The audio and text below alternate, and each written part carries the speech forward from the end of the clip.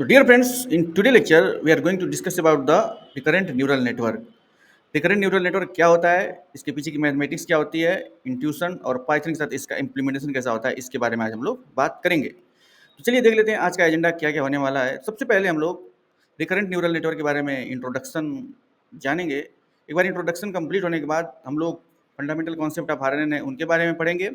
फिर उस mathematical intuition का यूज कैसे हुआ है आरएनएन के पीछे, उसके बारे में जानेंगे। उसके बाद ये देखेंगे कि आरएनएन के की कंपोनेंट कौन कौन से हैं। उसके बाद देखेंगे कि आरएनएन के कितने टाइप्स होते हैं। उसके बाद हम देखेंगे कि आरएनएन को किस तरीके से ट्रेंड किया जाता है, ट्रेनिंग में कौन कौन सा प्रोसेस होता है, उसके बारे में जानेंगे। और उसके बाद थोड़ा सा उसका सिंपल एक एग्जाम्पल देखेंगे। और उसके बाद पाइथन के साथ इसका इम्प्लीमेंटेशन कैसे किया जाए, उसके बारे में भी एक बेसिक आइडिया लेंगे। और चैलेंजेस क्या क्या होते हैं आरएनएन में, उसके बारे में जानेंगे। उसके बाद थोड़ा सा उसका एप्लीकेशन के बारे में जानेंगे और फ्यूचर में आरएनएन का कैसे यूज होने वाला है रिसर्च में, डेवलपमेंट में, इसके बारे में जानेंगे। और उसके बाद हम लोग उसका कंक्लूजन करेंगे और इस तरीके से आज के लेक्चर का हमारा समापन हो जाएगा लास्ट में। तो चलिए पहला जो टॉपिक है उसको देखते हैं। Introduction to neural network, introduction to recurrent neural network. इसके पहले हम लोगों ने CNN पढ़ा था, मतलब कन्वोल्यूशनल न्यूरल नेटवर्क। उसका यूज हम लोग क्यों करते थे, इमेज को क्लासिफाई करने के लिए। ठीक है, इमेज क्लासिफिकेशन के लिए हम लोग कन्वोल्यूशनल न्यूरल नेटवर्क का यूज करते हैं। उसके अंदर हमने देखा था कि कई सारी लेयर्स थी, जैसे कन्वोल्यूशनल लेयर थी, मैक्स पूलिंग लेयर थी, डेंस लेयर थी। ठीक है, और उसके बाद फुल्ली कनेक्टेड लेयर थी। इन सभी लेयर्स को कंबाइंड करके हम लोगों ने कन्वोल्यूशनल न्यूरल नेटवर्क का कॉन्सेप्ट पढ़ा था। और कन्वोल्यूशनल न्यूरल नेटवर्क में कैसे हम लोग इमेज को क्लासिफाई करेंगे, इसका हमने प्रैक्टिकल इंप्लीमेंटेशन भी देखा था टेंसर फ्लो के through. Now it's time to move forward with the recurrent neural network. Then what is neural network? Overview of RNN. RNN are a class of neural network designed to recognize pattern in sequence of data. तो सबसे पहली जो बात है वो आपको ये याद रखना है कि RNN को डेटा के अंदर जो सीक्वेंस है उसको पहचानने के लिए, सीक्वेंस के आधार पर प्रिडिक्शन करने के लिए RNN को रिसर्चर के द्वारा डेवलप किया गया था। ठीक है, जहाँ भी हमें सीक्वेंशियल डेटा का प्रिडिक्शन करना होगा वहाँ पे हम लोग आरएनएन का यूज़ करेंगे, चाहे टाइम सीरीज फोरकास्टिंग हो गया, या फिर लैंग्वेज ट्रांसलेशन हो गया, या फिर नेक्स्ट वर्ड प्रिडिक्शन हो गया। इस तरीके से हम लोग जहाँ भी सीक्वेंशियल रिलेटेड टास्क होंगे वहाँ पे हम लोग आरएनएन का यूज़ करेंगे। अब ट्रेडिशनल नेटवर्क में फीड फॉरवर्ड नेटवर्क्स होते हैं।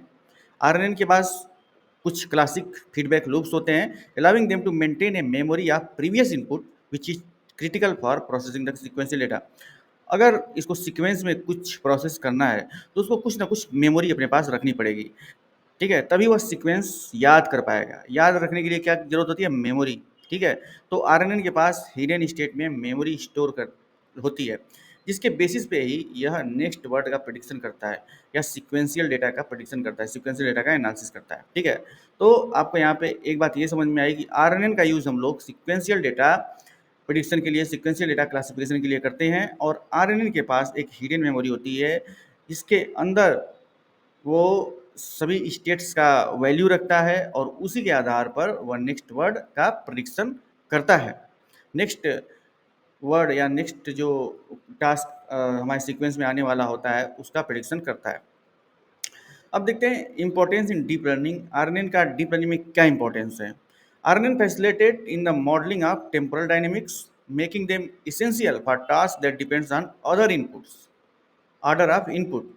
This capability in vital in fields such as speech recognition में इसका यूज कर सकते हैं, लैंग्वेज मॉडलिंग में और वीडियो एनालिसिस में इसका यूज कर सकते हैं। स्पीच रिकॉग्निशन में भी देखिए सीक्वेंशियल डेटा का यूज होता है, मतलब हम लोग कुछ पहले किसी का वर्ड सुनेंगे, फिर उस वर्ड के आधार पर ही गेस करेंगे कि अगला वर्ड क्या होगा। ठीक है, तो स्पीच रिकॉग्निशन रिलेटेड अगर हमें कुछ टूल बनाना हो डीप लर्निंग के अंदर तो हम लोग वहाँ पे आरएनएन का यूज़ कर सकते हैं। जैसे कि सीरी हो गया या एलेक्सा हो गया, ये क्या है, स्पीच रिकॉग्निशन के टूल हैं। ठीक है, और इनमें हम लोगों ने सीक्वेंशियल डेटा का यूज़ किया है, इसलिए यहाँ पे आरएनएन और एलएसटीएम एंड जीआरयू और अदर एल्गोरिथम का भी यूज़ कर सकते हैं, depends on the project, depends on the requirement. Language modelling के लिए अब चैट जीपीटी क्या है, लार्ज लैंग्वेज मॉडल है, यहाँ पे भी आपको सीक्वेंशियल डेटा की ज़रूरत पड़ती है। ठीक है, जैसे हमने कोई क्वेश्चन पूछा, उसके आगे चैट जीपीटी खुद ही गेस कर लेगा कि क्या नेक्स्ट वर्ड होना चाहिए, या किसी अगर हम कोई ईमेल लिख रहे हैं, ठीक है, ईमेल लिखने टाइम खुद वो सीक्वेंस में हमारा वो नेक्स्ट वर्ड आज ऑटोमेटिकली आ जाता है, तो वहाँ पे भी आरएनएन का यूज़ हम लोग देख सकते हैं। और वीडियो एनालिसिस के टाइम भी हम लोग आरएनएन का यूज़ करते हैं, ठीक है। इस एप्लीकेशन डोमेन इसकी कौन कौन सी हैं? RNNs are effective employed in numerous domain. कौन कौन सी? इंक्लूडिंग नेचुरल लैंग्वेज प्रोसेसिंग, जिसका मैंने अभी बताया। नेचुरल लैंग्वेज प्रोसेसिंग मतलब, नेचुरल लैंग्वेज प्रोसेसिंग क्या होती है? मतलब हमारा ह्यूमन और कंप्यूटर के बीच में इंटरेक्शन करवाने का जो माध्यम होता है उसे हम लोग नेचुरल लैंग्वेज कहते हैं। उसी नेचुरल लैंग्वेज को प्रोसेस करने के लिए जिस टेक्नोलॉजी का यूज होता है उसे हम लोग नेचुरल लैंग्वेज प्रोसेसिंग कहते हैं। इसमें भी कई सारे फिनोमिना आते हैं, ठीक है। और या लैंग्वेज ट्रांसलेशन हो गया, उसके लिए भी आरएनएन का यूज़ किया जा सकता है। ऑटोमेटिक टेक्स्ट जनरेशन, जिसका मैंने कहा था, उसमें भी आरएनएन का यूज़ कर सकते हैं। एंड म्यूजिक सिंथेसिस में भी हम लोग आरएनएन का यूज़ कर सकते हैं। और आपका टाइम सीरीज फोरकास्टिंग हो गया या स्टॉक प्राइस प्रेडिक्शन हो गया, वहाँ पे हम लोग आरएनएन का यूज़ कर सकते हैं।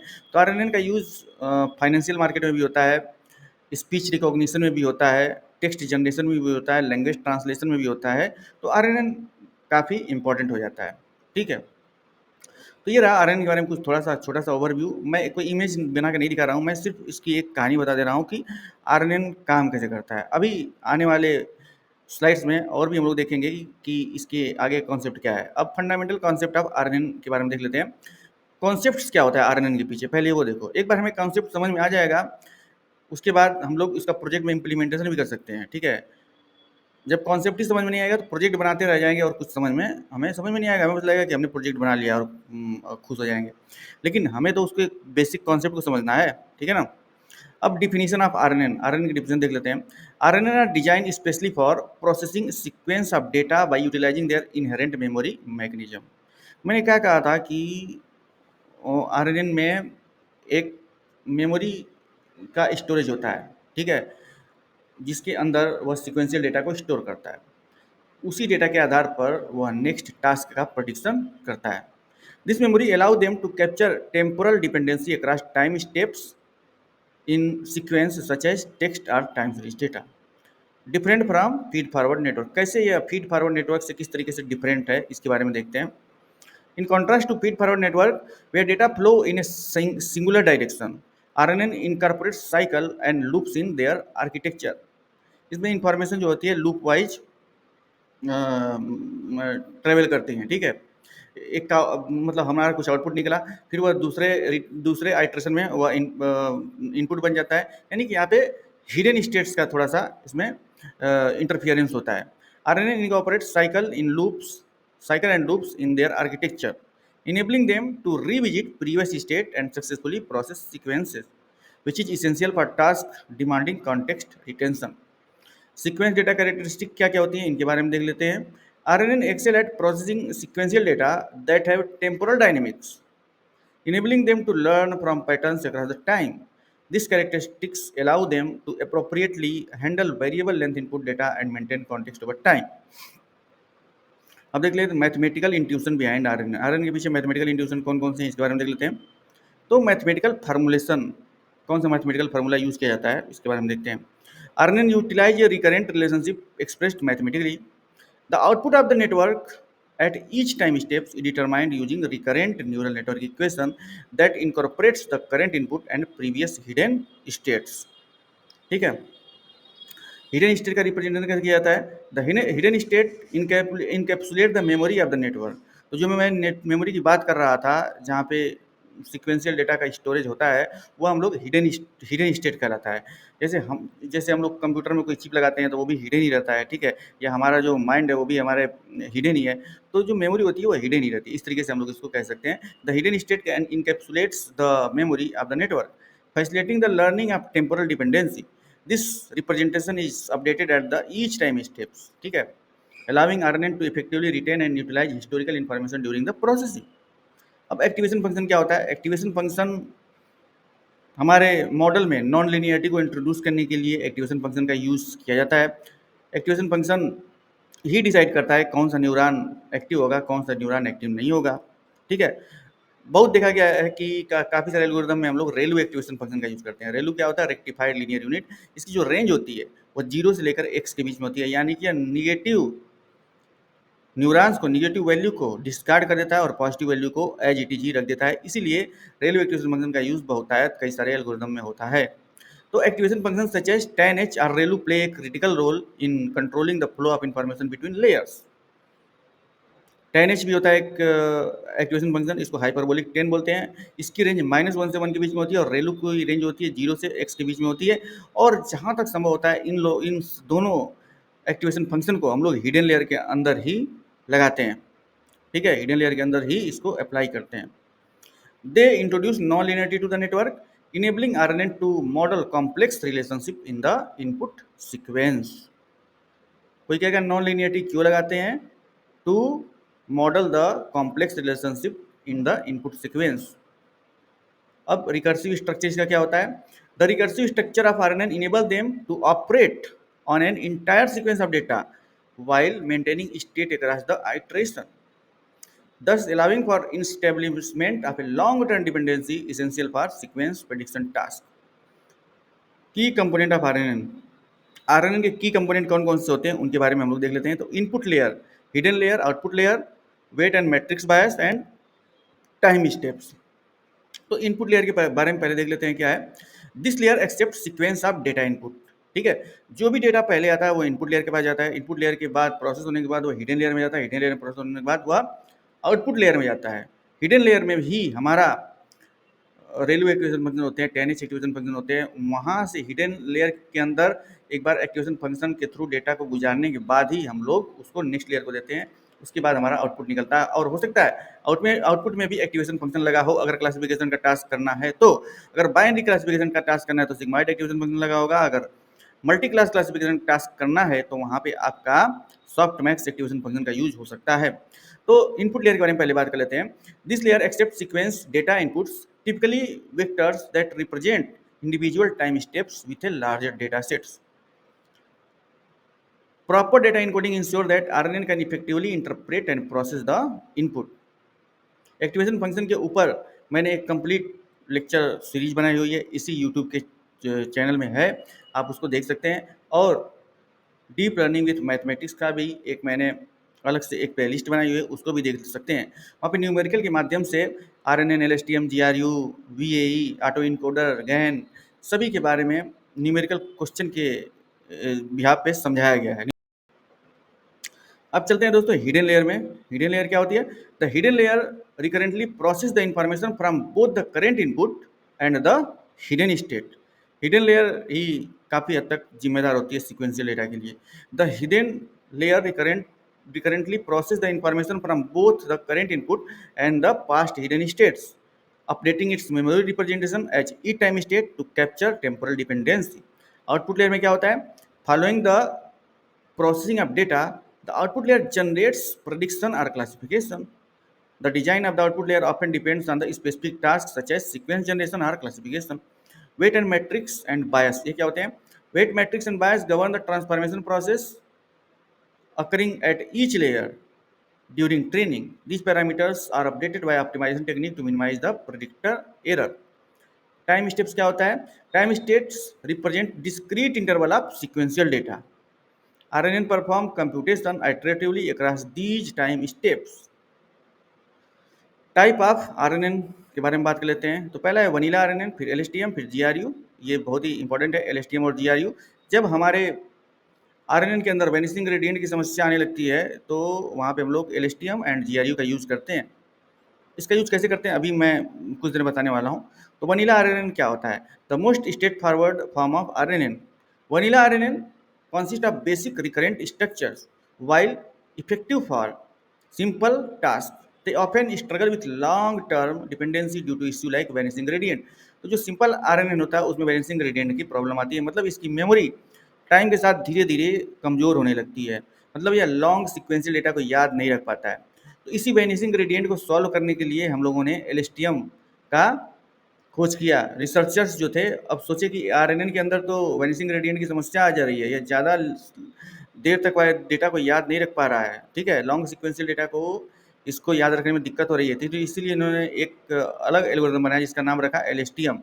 LSTM RNN के अंदर होने वाली सभी समस्याओं को सॉल्व करता था, इसीलिए इसका use long short term memory के लिए किया गया। तो LSTM networks are an advance type of RNN equipped with memory cells and gating mechanism, allowing them to retain information across longer sequence and effectively address the Venn gradient problem.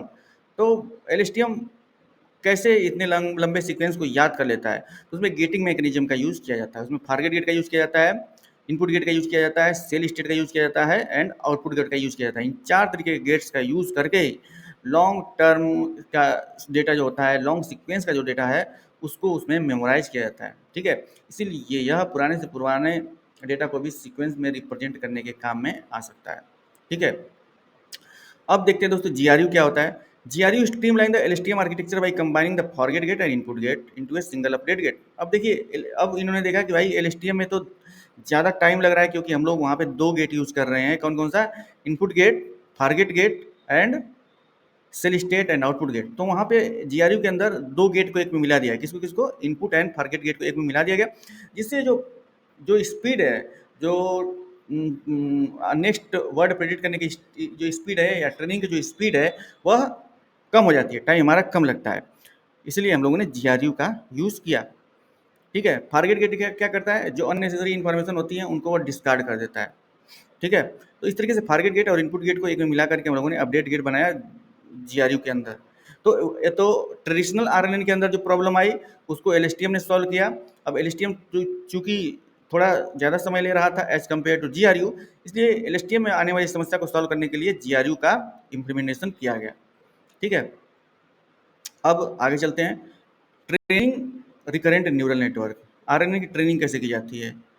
तो पहले क्या होता है? फॉरवर्ड एंड बैकवर्ड पास, फिर इसमें back propagation through time क्या होता है, फिर loss function optimisation and gradient descent. ये बहुत इंपॉर्टेंट है, इसके बारे में हम लोग बात करने जा रहे हैं। तो फॉरवर्ड एंड बैकवर्ड पास ये क्या होता है RNN के अंदर? The training of RNN involves a forward pass to compute prediction based on current input and hidden state. ठीक है? एक बार जो हमारा ट्रेनिंग होता है वो फॉरवर्ड पास में जाता है, फॉरवर्ड पास में जाता है। ठीक है?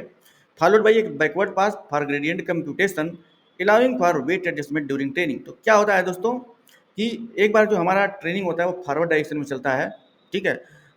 अब हम लोग देखते हैं कि जो हमारा एक्चुअल आउटपुट है और प्रेडिक्टेड आउटपुट है, उसमें कुछ डिफरेंस हमें समझ में आता है। तो उस डिफरेंस को कम करने के लिए, उस एरर को कम करने के लिए हम लोग फिर से अपना weight and bias and learning rate को एडजस्ट करते हैं। ठीक है? यानी कि हम लोग अपने एल्गोरिथम को ऑप्टिमाइज करते हैं। तो उस केस में हमें बैकवर्ड डायरेक्शन में जाना पड़ता है। तो यानी कि फॉरवर्ड और बैकवर्ड दोनों डायरेक्शन में हमारा ट्रेनिंग चलती है। ठीक है ना? अब बैक प्रोपगेशन थ्रू टाइम ये क्या होता है?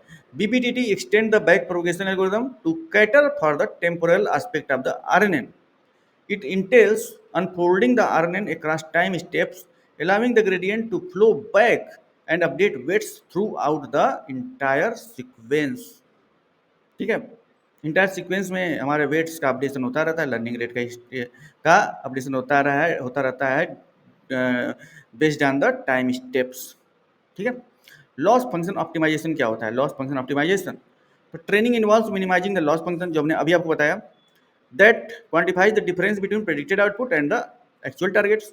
Algorithm like ADAM and RMS prop can be employed for effective optimisation. ठीक है? तो कुछ एल्गोरिदम होते हैं, जैसे एडम हो गया, एडाप्टिव मोमेंट उसको बोलते हैं, और RMS प्रॉप हो गया। इन लोगों को हम लोग इफेक्टिव ऑप्टिमाइजेशन के लिए यूज़ करते हैं, ताकि हमारा लॉस फंक्शन जो है कम से कम हो जाए। यहीं पे हमारा SGD भी यूज होता है। SGD मतलब स्टोकेस्टिक ग्रेडियंट डिसेंडेंट। इसमें हर एक न्यूरॉन का हम लोग डेरिवेटिव लेते हैं। उसके बाद बैच ग्रेडियंट डिसेंडेंट आ जाता है। वहाँ पे हम लोग जितना हमारा डेटा है उसमें से कुछ डेटा का बैच बना करके उसका ग्रेडियंट डिसेंडेंट लेते हैं। ये सभी होता है किसके लिए? अपने मॉडल को ऑप्टिमाइजेशन करने के लिए। ऑप्टिमाइजेशन क्यों किया जाता है? ताकि हमारा जो है लॉस फंक्शन कम से कम हो। लॉस फंक्शन कम से कम होगा तो हमारा रिजल्ट हो, जो एक्यूरेसी है वो ज़्यादा आएगी। ठीक है? इसके लिए ये सभी कहानी की जाती है। अब वही बात बता रहा है आगे, ग्रेडियंट डिसेंडेंट क्या होता है इसके बारे में। तो gradient descent technique including stochastic gradient descent are utilise to adjust model parameter iteratively optimising the loss function until satisfactory performance is reached. अब थोड़ा सा इसका हम लोग एग्जाम्पल देख लेते हैं। एग्जाम्पल, बिल्डिंग है सिंपल RNN मॉडल। तो RNN मॉडल को बिल्ड करने के लिए क्या क्या स्टेप्स होंगे, कैसे कैसे RNN मॉडल बनेगा, उसके बारे में हम लोग थोड़ा सा देखते हैं। तो सबसे पहला क्या होता है? डेटा सेट सिलेक्शन, उसके बाद मॉडल का आर्किटेक्चर, फिर code walk through and then expected outcome and result. ठीक है? तो डेटा का सिलेक्शन में क्या होता है, for our RNN example we can choose a data set like stock price, text from reviews and time series data. ठीक है, इस टाइप के डेटा को हमें सिलेक्शन करना पड़ेगा। The choice of data set is significant as it determine the complexity and characteristics of the learning task. क्योंकि RNN हमारा सिक्वेंशियल टास्क को करने के लिए ही बनाया गया है, इसलिए इसमें जो हमारा आउटपुट आएगा वह सिक्वेंशियल डेटा को प्रेडिक्ट करने के बाद ही आएगा। ठीक है, इसलिए हमें उस टाइप से डेटा का सिलेक्शन करना पड़ता है। अब मॉडल का आर्किटेक्चर भी उसी टाइप से हमारा होना चाहिए। अब सिंपल RNN मॉडल क्या करता है, में consist of input layer, recurrent hidden layer and output layer with specified dimensionality based on the selected data set and task requirement.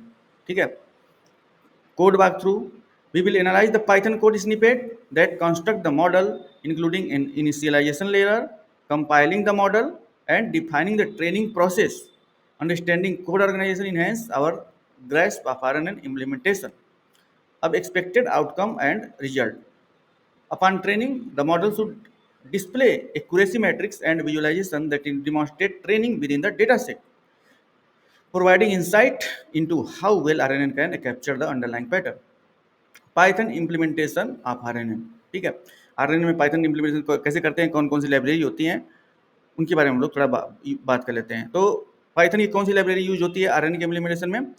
तो programming framework like TensorFlow and Keras are instrumental in building RNN effectively. हम लोग पाईटार्च का भी use कर सकते हैं। पाईटार्च भी एक फ्रेमवर्क ही है टेंसरफ्लो की तरह। टेंसरफ्लो को गूगल के द्वारा डेवलप किया गया था और पाईटार्च को फेसबुक के द्वारा डेवलप किया गया था। पाईटार्च भी वेल नोन फ्रेमवर्क है for the deep learning related training. So programming frameworks like TensorFlow and Keras are instrumental in building RNN effectively. These library provide high level abstraction and tool to simplify the implementation process significantly. तो हमने जो CNN का implementation किया था उसमें हमने TensorFlow का ही use किया था, TensorFlow का यूज किया था हमने, और हमने CIFAR-10 का डेटा सेट यूज करके हमने इमेज का क्लासिफिकेशन किया था, उसके बाद उसका वैलिडेशन किया था, एक्यूरेसी चेक की थी। ये सभी टास्क हमने किया था CNN के इम्प्लीमेंटेशन में, आप देख सकते हैं। उसके बाद हम लोग इन्वायरमेंट सेटअप करते हैं। To implement RNN it is necessary to install the required library and setup the environment. ठीक है, this include creating a virtual environment and ensuring compatibility with the necessary dependency. Working code snippet, key code snippet to focus on including defining the RNN model, preprocessing the data and implementing the training loop. ठीक है, इतना काम हमें करना पड़ता है। हमें data तो प्री प्रोसेस करना ही पड़ेगा। डेटा हमारा अच्छा होगा तभी जाके हमारा मॉडल अच्छे से ट्रेंड होगा, नहीं तो अगर डेटा अच्छा नहीं होगा तो हमारे जो फाइनल आउटकम होगा उसमें एरर आएगी। ठीक है, जितना एरर आएगी उतना हमें बार बार उसको रीआइट्रेशन करना पड़ेगा। रीआइट्रेशन उसमें टाइम ज़्यादा लगेगा। ठीक है, और हमारा एक्यूरेसी भी नहीं आएगी जितनी सही आनी चाहिए। ठीक है, तो ये सभी चीज़ें होती हैं। कॉमन चैलेंज इन RNN क्या होते हैं? वैनिशिंग ग्रेडियंट की समस्या सबसे कॉमन होती है, एक्सप्लोडिंग ग्रेडियंट की भी समस्या आती है, ओवर फिटिंग का भी इश्यू आता है, और इसका सॉल्यूशन भी हम लोग करते हैं। अगर प्रॉब्लम आती है सॉल्यूशन करना ही पड़ेगा। तो वैनिशिंग ग्रेडियंट होता क्या है और ये क्यों आता है?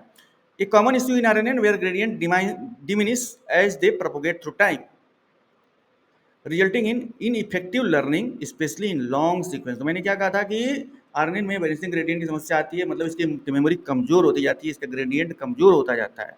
ठीक है, तो इसको ओवरकम करने के लिए, वैनिशिंग ग्रेडियंट की समस्या को सॉल्व करने के लिए हम लोगों ने LSTM का ही यूज करना शुरू किया। LSTM क्या करता है? RNN के अंदर आने वाली वैनिशिंग ग्रेडियंट की समस्या को सॉल्व करता है। यानी कि जब इसकी मेमोरी कमजोर होने लगती है तो उसका लड़का जो है RNN का, वो LSTM जवान हो गया है, अब वह मेमोराइज करता है चीज़ों को और अपने अपने हिसाब से काम करने लगा है। एक्सप्लोडिंग ग्रेडियंट क्या होता है? ये तो वैनिशिंग ग्रेडियंट था। एक्सप्लोडिंग मतलब ओवरफ्लो हो जाता है, ओवर कॉन्फिडेंस में आ जाता है ये हमारा मॉडल। ठीक है, gradients can grow uncontrollably during back propagation, leading to instability in training process. Solution involve implementing gradient clipping to maintain manageable standard across the updates. अब ओवरफिटिंग की समस्या क्या होती है? ओवरफिटिंग की मैं बार बार बताता हूँ। अपना मॉडल जो है ट्रेनिंग डेटा पे अच्छा परफॉर्म करता है लेकिन टेस्टिंग डेटा पे अच्छा परफॉर्म नहीं करता है। तो हमारी ओवरफिटिंग की समस्या क्या होती है? जब हमारा हाई वेरिएंस होता है तो हमारा ओवरफिटिंग की समस्या आती है। तो RNN are prone to overfitting due to their complexity and capacity to memorise the training data. Regularization techniques and dropout layers can mitigate this concern to ensure generalizability. Regularisation technique कौन कौन सी होती है? L1 regularisation और L2 regularisation. L1 मतलब lasso और L2 मतलब rigid regulation. और drop out layer में क्या होता है दोस्तों, हम कुछ लेयर्स को कम भी कर सकते हैं, उसका भी कॉन्सेप्ट यूज करके हम लोग ओवरफिटिंग की समस्या को सॉल्व करते हैं। तो सॉल्यूशन एंड वर्क अराउंड क्या होता है? Overcoming this challenges requires a combination of architecture modification, advance training technique and robust regulation strategy to enhance the model resilience and learning efficiency. इसका एप्लीकेशन रियल वर्ल्ड में कहाँ पे होता है? Natural language processing जो है। नेचुरल लैंग्वेज प्रोसेसिंग क्या होती है?